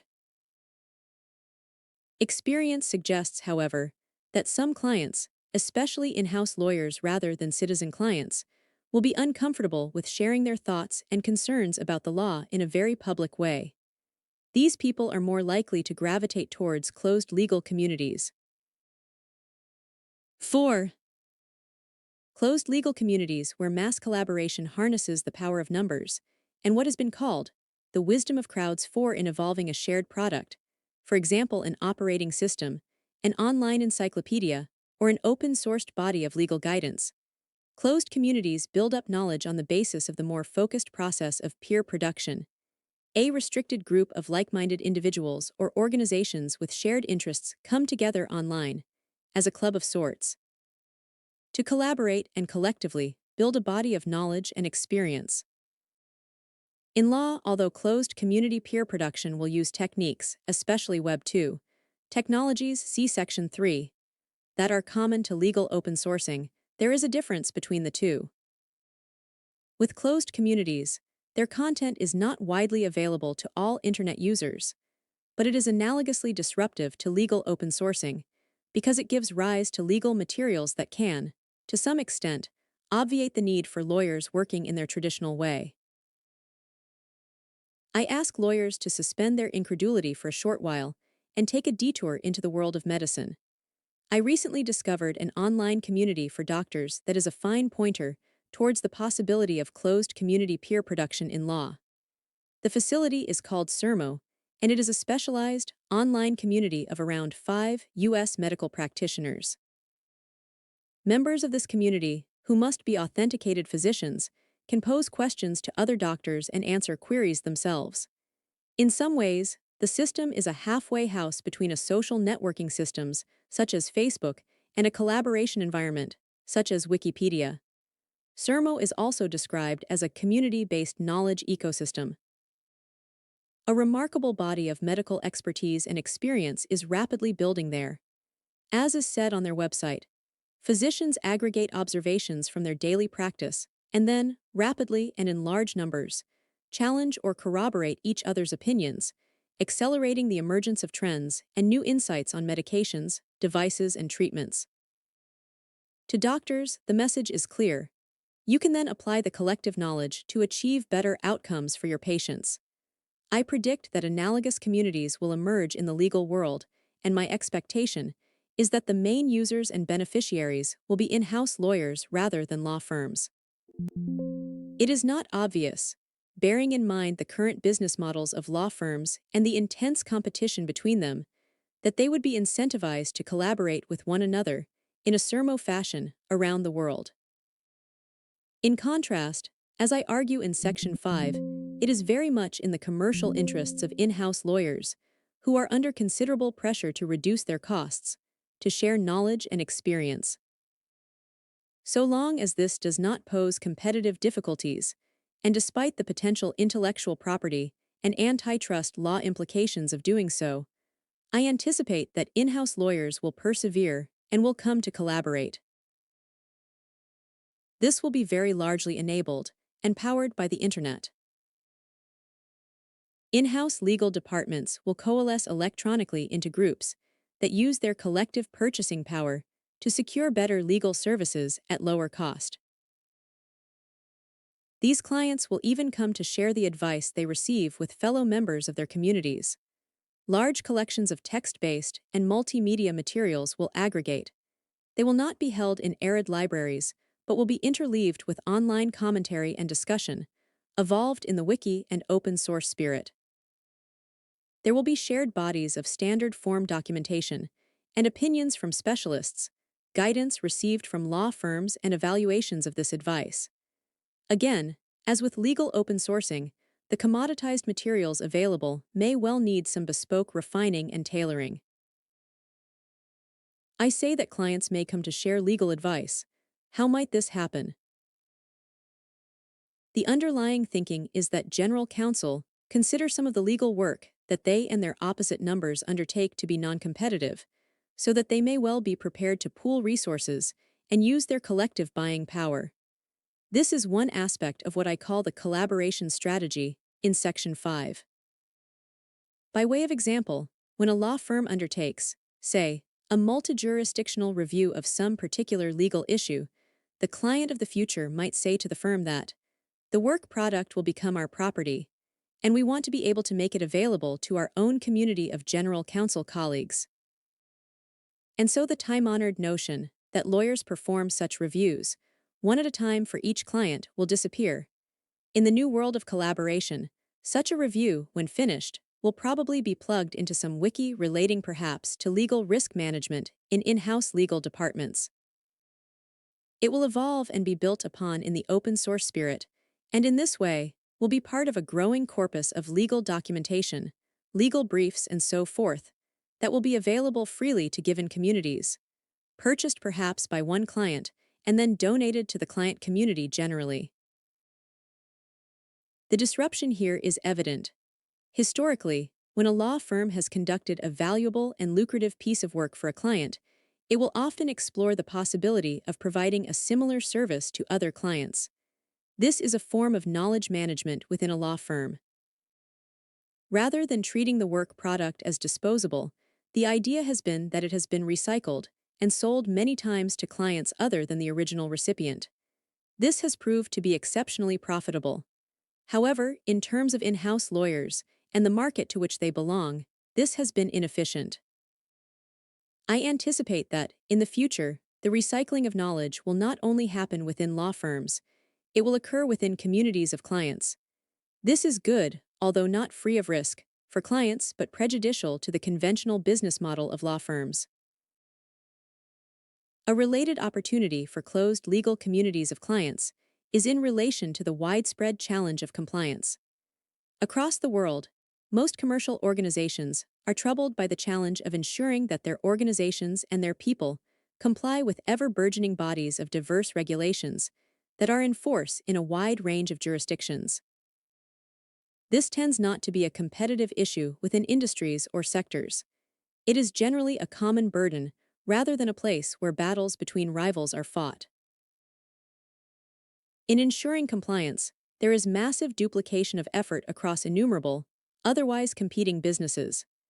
Shared compliance services, built on the back of online communities, could bring very substantial savings to in-house compliance departments, not least in the banking sector. In summary, then, the first port of call for in-house lawyers who need some kind of external help may soon be the closed communities to which they belong. They will be in touch with kindred spirits from other organizations who share similar legal challenges. They will have a wealth of common materials and experiences upon which to draw, and they may only refer matters to law firms to fill in any gaps. This gap filling will be a bespoke contribution from law firms, requiring deep expertise, and will not be the kind of task that can be bundled off to a junior lawyer. The most promising current attempt to introduce a serious and scalable closed legal community is Legal On-Ramp, a startup based in California and supported by a small group of in-house lawyers and external firms. Like Sermo, this service has a strong flavor of Web 2, echoing some of the features of Facebook and Wikipedia. There is a key difference when legal on-ramp is compared with SERMO, though, and that is the involvement of both sides of the market. With SERMO, there are no patients, so that only one half of the service equation is represented. With legal on-ramp, the providers and recipients are there, although there are areas from which law firms are excluded. The involvement of law firms is interesting. Even though this kind of community is potentially disruptive, their challenge will be to show willing and identify the opportunities for adding value themselves. More than this, I expect that clients will frequently encourage law firms to become involved, not simply as participants in client communities, but as active members of law firm communities. This was what happened in London in 2002. In that year, 9 major global investment banks in London set up a legal technology group dedicated to the development of IT standards and systems to support their in-house legal departments. These banks then called upon 5 leading city law firms to work with them. The first initiative of this banking legal technology, BLT Group, as it came to be known, was to develop an information and knowledge portal, a single point of access for in-house lawyers, through which they intended to enjoy easy and direct access to the combined knowledge and information resources of the participating firms. This made perfect sense. Each of the law firms involved already provided a variety of information and knowledge services to clients. Some of these were chargeable while others were made available at no charge, including news flashes and updates, practice notes, and even precedent documents. From the client's perspective, this was to be a major step forward, simply to have all current materials available in one online location.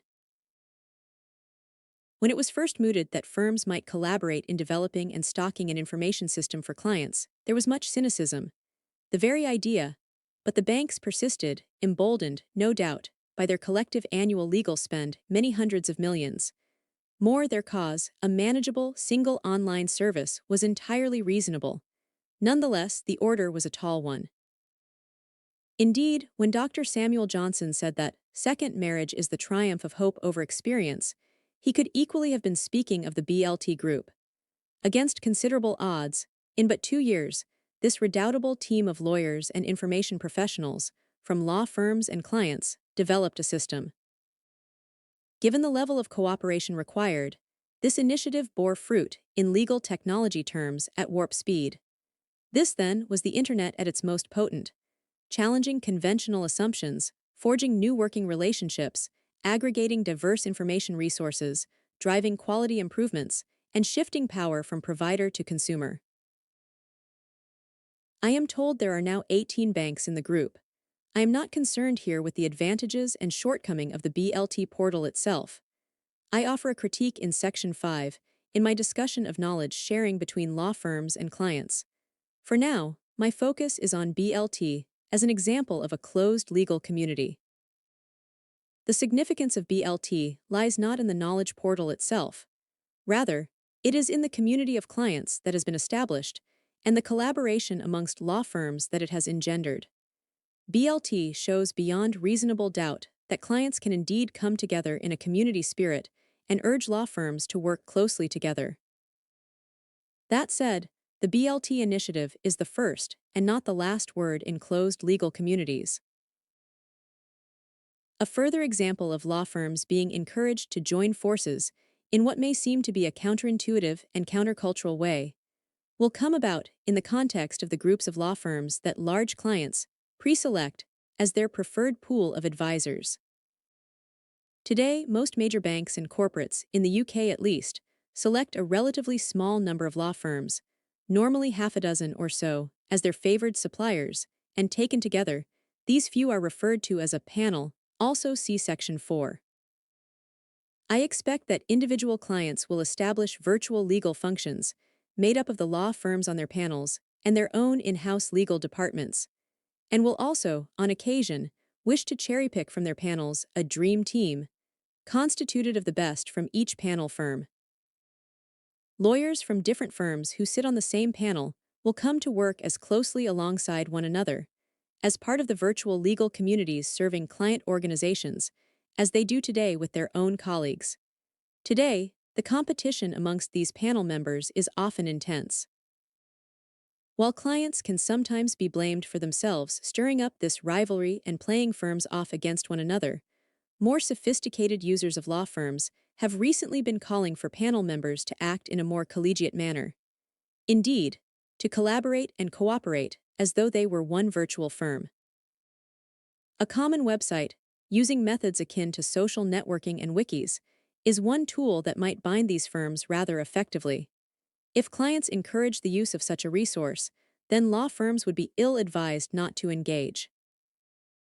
Although there may be a certain amount of inconvenience involved if individual firms have to participate in many such online panel communities, the hassle will surely be outweighed by the goodwill and steady flow of work that will no doubt result. In terms of competitive strategy for law firms, the creation of online communities at once presents grave threats of disruption and great opportunities for differentiation. I believe that there may well soon be a land grab for those communities that are established, hosted, or sponsored by law firms. Bear in mind that these will be rich, interactive online resources devoted to particular legal topics, processes, and sectors. If one firm creates such a facility, and it becomes heavily used by clients, then this could make it unfeasible or unattractive for another competitor to play copycat and inconvenient or undesirable for clients to switch allegiance. Because these systems encourage active client participation and contribution, they can thereby engender significant loyalty amongst their users. In contrast with conventional law firm websites which broadcast materials at their users, with community sites, the users themselves generate content and interact with others. In so doing, this can create a sense of belonging to even ownership of the community, and so a reluctance to move from one community to another. It seems, therefore, that there may be clear first-mover advantages in this corner of the world of legal technology. The carrot here is the possibility of being a firm that leads a land grab, dominates the market, and excludes competitors. Lawyers who remain cynical about the possibility or suitability of online communities for the legal profession should reflect on the success of Felix, the conferencing and bulletin board system that was enjoyed by many English judges for over a decade. I believe this to have been one of the UK's most active, early online communities. Crucially, this has never been a replacement for, or a challenge to, conventional face-to-face meetings amongst judges. Instead, Felix offered a type of community interaction where otherwise there may not have been any interaction at all. Judges in England are spread around hundreds of court buildings, and many, on a daily basis, do not belong to a physical community of fellow judges who can meet regularly. Communicating with Felix may not have been as good as face-to-face socializing and networking amongst judges, but it has been considerably better than nothing at all. It is now being replaced by a judicial portal, whose reach and impact in the medium term, I expect, will be even greater. And I have little doubt that judges will in due course be blogging amongst themselves and building up common bodies of knowledge using wiki-like technologies. 4. Workflow and project management for legal businesses whose underpinning business model is charging by the hour or levying fixed fees, which are based on an hourly billing model. A further category of disruptive legal technology is the pairing of workflow and project management. Very crudely, workflow and project management systems inject efficiency and consistency into complex processes and activities. They are disruptive in that they often break down conventional boundaries within law firms. They discourage the divisive and often redundant management in silos, and introduce administrative efficiencies and savings that may delight clients, but fly in the face of time-based charging. As the name suggests, a workflow system supports the progress of some task or process, from start to finish, from cradle to grave, as we say in the UK, or from soup to nuts, as is said in the US. A workflow system is a little like an automated checklist or procedure manual. In the insurance industry, claims processing is often conducted using workflow systems. Distribution of documents, analysis, authorization, and the generation of reports. These are all standardized and modeled in a system so that a consistent and efficient process is imposed. Messages and alerts are automatically routed to appropriate people and warnings are generated when deadlines approach. Workflow technology is particularly well suited to high-volume, repetitive work. To a limited extent, this technology has already been embraced in law, in areas such as debt collection, residential conveyancing, and personal injury work. Where the throughput of similar pieces of work is considerable, and generally, when the value of each is relatively low, some firms have sensibly recognized that much of the process of progressing each case or deal can be automated. And where human intervention or judgment is required, this itself can be accommodated by providing for facilities that accept human input at appropriate times. In more complex work, however, where the volumes are low and perhaps the value of each legal matter is higher, it is less obvious that workflow systems are fit for this purpose. In this event, the complementary discipline and software of project management can be deployed. In the worlds of construction and engineering, for example, the use of project management techniques is widespread. The same is true in complex IT development projects. A large project, ahead of its launch, is typically analyzed and divided into a series of manageable phases. Each phase may then be subdivided into a constituent set of tasks and activities, and the resources required for each, as well as the time that each will consume, are identified in advance. Often a large project, subdivided in this way, is graphically represented in what is known as a Gantt chart, from which, at a glance, the overall shape of a project can be seen and progress, can be gauged by reference to timelines and milestones which are clearly depicted. A central job of project managers, crudely, is to ensure that work progresses according to the pre-articulated plan. Advanced software can support the management of complex projects by, say, automating the allocation of resources and generating new charts when adjustments to plans are necessary or hypothesized. Workflow and project management systems can also operate in conjunction with one another. In complex transactions, invariably there will be, as I argue in Section 2, significant portions of work that can be standardized or computerized. And so, there may be workflow systems nested within projects that themselves are subject to some overarching control through project management techniques. There is immense potential for the deployment of project management techniques in the law. Whether in support of major disputes or large transactions, project management can help to impose order on chaos. In large firms, working on major projects, hundreds of lawyers can be involved. Each will have specific responsibilities, and all will be generating formidable quantities of documents, emails, draft agreements, and so forth. While bright, hardworking individuals can make a fair stab at orchestrating this work using pen and paper, it is to miss a trick, and to waste clients' money, not to take advantage of well-developed tools and techniques that can be applied precisely to this kind of task. Many solicitors who work in litigation already claim that they are project managers. While it is encouraging that they characterize their work in this way, because it is absolutely clear that the organization of the progress of a complex dispute is an ideal application for project management, very few firms that I have seen are in fact sophisticated in their project management. They may generate a Gantt chart or two and institute rigorous document management protocols, but these gestures invariably fall short of the more thoroughgoing deployment of case flow management or case progression systems that I have in mind. Beyond litigation, the Practical Law Company, an innovative legal publisher based in London, has developed what is largely a workflow system to support the due diligence process. This is an interesting case study.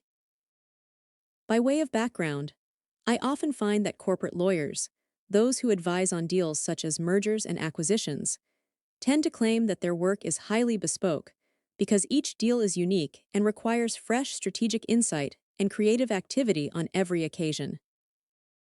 I always betray some skepticism at this line of talk because, as is the theme of this book, I doubt that all tasks involved in advising in a deal, no matter how large or complex, require bespoke attention. My claim is that some or many tasks can and ought to be standardized or computerized.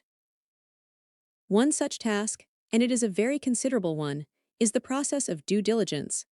This term refers to the detailed investigations conducted by lawyers to assure their clients, broadly, of the legal robustness of a target company. This is often a long and laborious process, delegated to junior lawyers. When I challenge corporate lawyers and suggest that due diligence is surely not a high-end legal activity that requires the bespoke attention of the finest legal minds, most concede that this is so, and many, over the years, indeed go further and say that this is a potential application area for it. It is fascinating, and perhaps indicative of the future, that it was an innovative legal publisher and not a law firm that was actually the first to develop a polished solution. The resultant system offers progress reporting, structured checklists, integrated know-how, action point generation, report production, interoperability with virtual deal rooms, and runs on the web. Another illustration of workflow comes from the London-based legal software company, best known for its document assembly software, Business Integrity.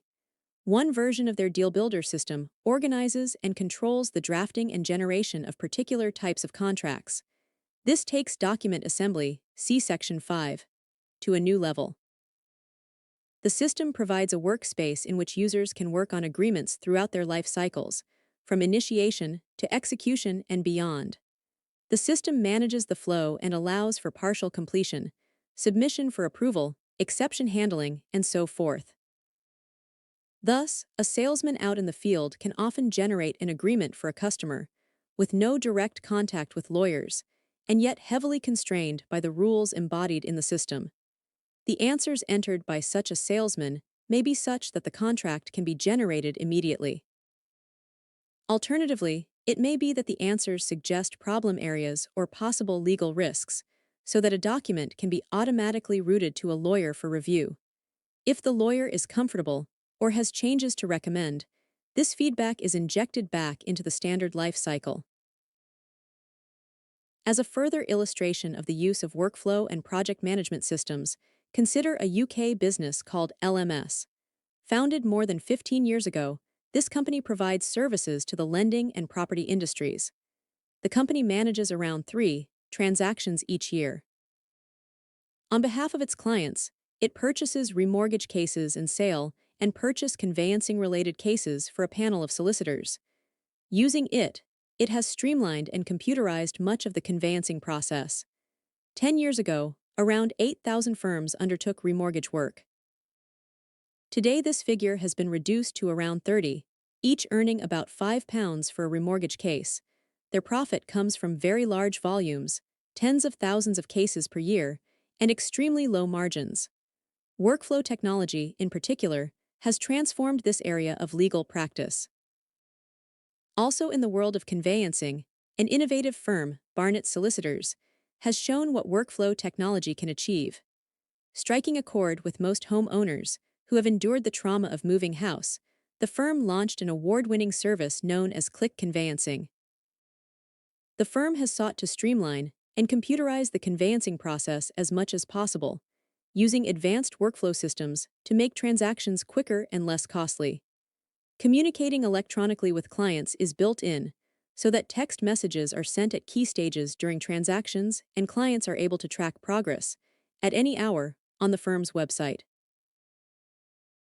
Aside from the use for workflow and project management systems in support of individual deals and disputes, these systems have a further, and potentially far more profound use, in support of the process of multisourcing, as introduced in chapter of this book.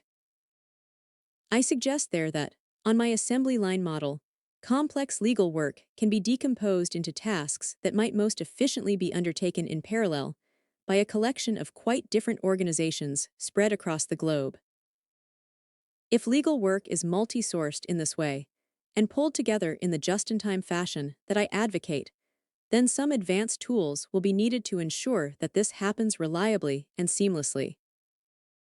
I believe that project management techniques will be central to this process, in supporting the allocation, distribution, status checking, and quality control of the work, while workflow systems, operating across the Internet, will provide the basic supply chain through which providers can communicate and deliver their services. In any event, And to reiterate, whether for use within law firms or in a more ambitious multi-sourcing environment, the reason that workflow and project management systems are disruptive for most law firms is precisely because they support, encourage, and enable much greater efficiency. And efficiency, as I am at pains to point out, is the enemy of the law firm that charges on an hourly billing basis. If one firm can radically streamline and automate the delivery of some legal service through the judicious use of workflow and project management systems, the consequence should be that the market price of the service in question will reduce, perhaps greatly so. The innovator, the first mover, who introduces these systems before competitors, may secure some competitive advantage in so doing. Although the charge for such a service may be less than that delivered conventionally, efficient systems may result in as much, if not more, profit, and in greater throughput as well. On the other hand, law firms that are required to deliver their services on a fixed fee basis, perhaps because their clients or public legal funding demand this, will naturally be attracted to workflow and project management systems. They will crave process efficiencies. This is in the very nature of the evolution of legal services, as I see it. 4. Embedded legal knowledge. Imagine if the wearing of seatbelts in motor vehicles were not only compulsory, but it was not possible to start a car unless the belts were actually clicked in place. We could argue at length over whether this would be excessively paternalist, but we would agree that such a car would, in a sense, be designed to be law-abiding. This is one illustration of what I term embedded legal knowledge. Here the legal knowledge, self-knowledge of a sort, would be embedded in the physical design of the vehicle. Another example of embedded legal knowledge can be found on almost all personal computers. I am referring to the on-screen card game, Solitaire, which, when I was a boy, we enjoyed with playing cards made up of atoms, and we called it patience. Although it rather defeated the point, when playing conventionally in the physical world, it was possible to cheat. For example, in the appropriate place, a red might surreptitiously be placed beneath a red, even though this might cause later problems. In contrast, with the PC-based game, it is simply not possible to break the rules in this way. Any attempt to put a red under the 5, in the way suggested, will lead to an unceremonious and automatic return of the card to its starting place. The rules are embedded in the system. That is the game. In the world of bits and bytes, non-compliance is not an option. The legal knowledge is embedded in the design of the computer program itself. Traditionally, in our social and working lives, we have tended to view the law as a set of obligations, prohibitions, and permissions that, in a sense, overlay our activities. More, when some law or regulation applies to our circumstances, our normal expectation is that it is a human task, and often the job of a qualified lawyer, to recognize that some legal provision is applicable or in play. In some aspects of its execution, then, the law is a rather passive phenomenon. In theory, it obliges, protects, empowers, and guides us all, but in practice, given the quantity and complexity of the law, few people, even lawyers themselves, recognize all the circumstances in which the law might benefit them or impose a constraint. This is the essence of the problem that I call hyperregulation. See Section 1. The idea of embedded legal knowledge is that the law is injected into our machines, systems, processes, and working practices in such a way that it is no longer a passive resource, but instead it is brought to life and integrated with our lives by being embedded in, amongst other places, our infrastructure. Thus, the car that knows that wearing seatbelts is compulsory, or the computer-based card game that appreciates the rules, automatically impose and enforce the rules without the need for the driver, passenger, or player to be fully conversant themselves with them. These, of course, are trivial illustrations. A more obvious example, as I consider earlier in this chapter, is the idea of automatic document assembly. A user of such a system need only answer the questions posed, preferably in ordinary language, and need have no knowledge, for example, of the law of contract, even though the documents that are generated are legally robust from a contractual point of view. The legal knowledge, the legal content, is actually embedded in the document assembly system and is largely hidden from the end user. The same principle can also be extended to workflow systems, as I discuss in Section 4. In designing these systems, it would be sensible and even strategic to build in compliance with the relevant regulations and laws, so that, for example, if an action needed to be undertaken in law within a particular timeframe, then this would automatically be required by the system. Or if a document has to be submitted in a prescribed form, then the system should constrain users so that only this format can be produced. There is a deeper philosophical issue lurking here, and that is our tendency to assume that the application, invocation, and imposition of the law is invariably a human interpretative process, that there needs to be some interface, as it were, between events, actions, activities, and behavior in the real world, and the assessment of their implications from the legal point of view. I am suggesting that we should aspire, on many occasions, to remove this interface. For example, in relation to citizens and their interactions with the state, given that large bodies of personal information are now held by various government agencies, if a particular citizen were entitled, under some legislation, to a particular benefit, then this should be recognized automatically by the agency in question and automatic payment should also follow. Public bodies should not be waiting for citizens to apply.